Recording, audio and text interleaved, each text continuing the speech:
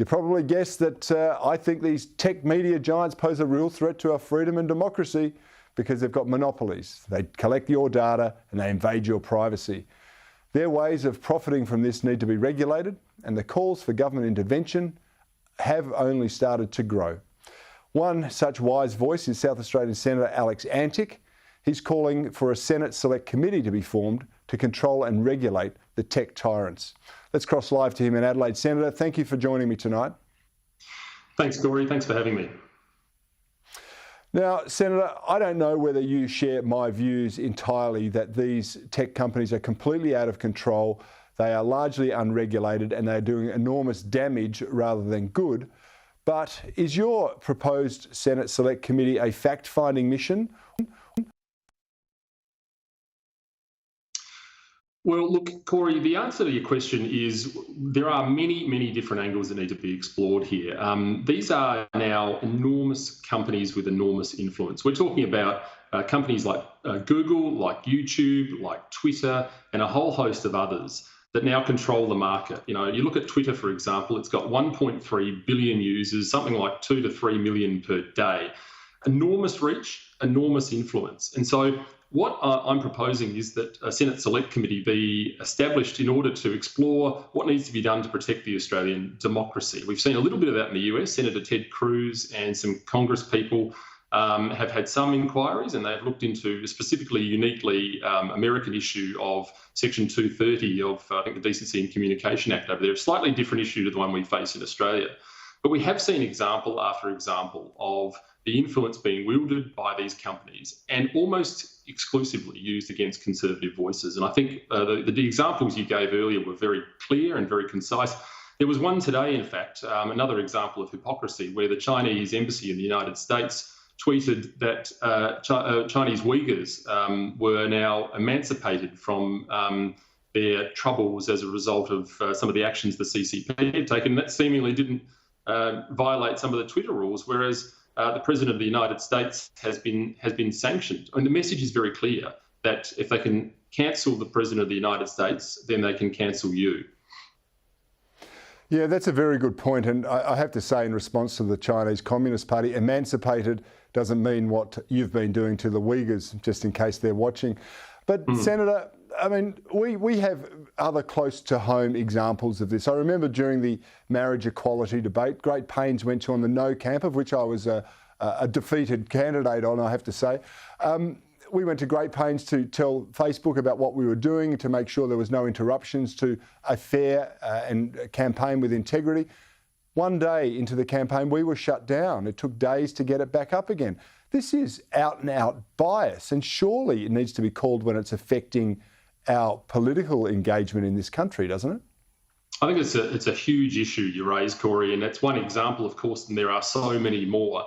I mean, we see this time and time again. We see people today complaining, conservative commentators across the world complaining, particularly United States ones, complaining that their followers are just spontaneously dropping. I mean, it is funny how these complaints only ever seem to attract criticism from conservatives, you know, and conservative thought is not immune to this. And for the leftists out there that are cheering on this sort of cancel culture, I mean, I say you're only one step away from being on the receiving end of it yourself. It's not good for the Australian democracy. Ultimately, the free exchange of ideas is what's good. I don't want to be in a situation where there are in the United States where these companies are effectively controlling who gets freedom of speech. And that's what's happening at the moment to a certain extent. We saw it with the Hunter Biden story, of course. The New York Post, prior to the election, posted a story about Hunter Biden and his laptop, and that was buried. And 2 weeks after the election, Jack Dorsey, the Twitter CEO, effectively apologised for it. Well, too late. It's already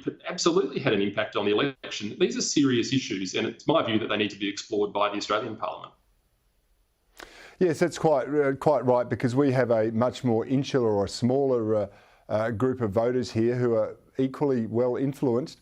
But what hope do we have when the government can't even rein in their ABC, and I say it's their ABC because it doesn't appeal to me, and it's the primary funder to the tune of $1 billion. That won't even adhere to its own charter. How are you going to rein in companies that are worth hundreds of billions of dollars? Well, that influence has clearly grown while, much of this has been asleep at the wheel, I think, is the answer. And I'm with you. The ABC is like the express stop on my TV. It just goes roaring past and never stops. But look, I think the answer to that is we have to look to other parts of the world to see how this has played out. In Poland, for example, they are proposing laws now, and a bill was introduced, I believe, into the Polish Parliament prior to Christmas, which would make it an offence to pull down any post on, say, Twitter or Facebook that didn't contravene Polish law. That's an example of a simple thing. Now, like you, I'm not a fan of regulation. I'm a fan of the market doing its thing, and hopefully other platforms will emerge like Parler or others. But in the meantime, we can't wait a decade in order to allow the market to straighten out what is now clearly a conservative bias. Conservatives have to make sure that their voice is heard, and it's good for the democracy, regardless of whether you agree with those views or not. It's all about the debate, and so they are the sorts of things which need to be explored.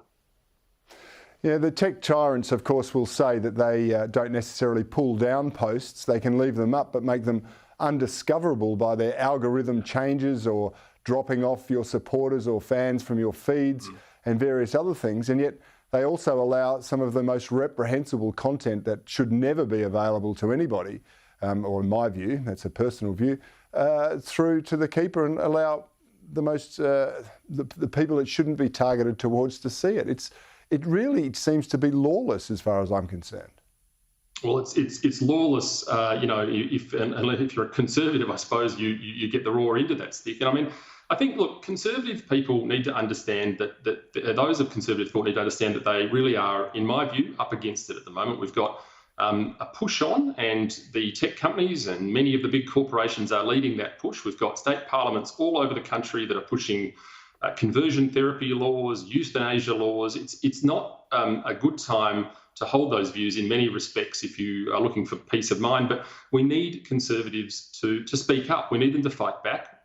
Too often, I think they are polite and they go along with the flow, and sometimes, sadly, even vacate the field quicker than the captain, the Costa Concordia. We've got to be ready for the fight. And I think taking it up to social media companies, big tech as they're called, is a really important step. Now, Alex, the Senate Select Committee is a powerful committee. They're very influential. Given the subject nature of this and the fact that it benefits many of the crossbench and the Labor Party, what prospects do you have of getting this committee up? And will it be supported by the Liberal Party? Well, look, I hope so. There's certainly been support from my informal conversations. I haven't posed it, you haven't put it to the broader party yet. The coalition, there is, I think, support amongst the ranks for this. There's a lot of good freedom of speech warriors, people that are concerned by this issue as well. And I think you're quite right. Some of the crossbench, I'm sure, will be interested in this. As I said earlier on in the segment, this is something that affects people of all political persuasions in the middle. And so I'd be hopeful that it gets the support that it needs in order to pass. All we're asking for would be ultimately to have a committee to look into some of these really important issues for the Australian democracy. Well, I'll be following this with interest, and I look forward to talking with you about it again later in the year. Senator Alex Antic, thank you so much for joining me tonight. Thanks, Corey.